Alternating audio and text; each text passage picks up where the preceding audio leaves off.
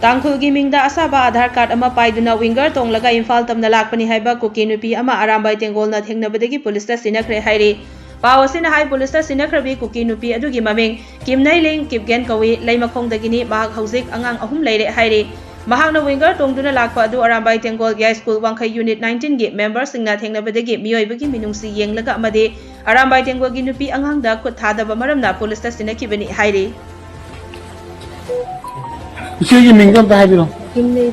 Kimnailing kai digi. Laimakhongdagi. Oh, fine. Kamai lakpuno ichire. Winger da lakpa. Winger da. Ado ne no taunai bi rang jile ko. Shoi khoi jun wai ke ko. Asi Imphal da purak tane mana su haibi de. Kanana. Purak palupa de. Purak palupa do. Kai ri to na pojena. Mukoi gi dagi.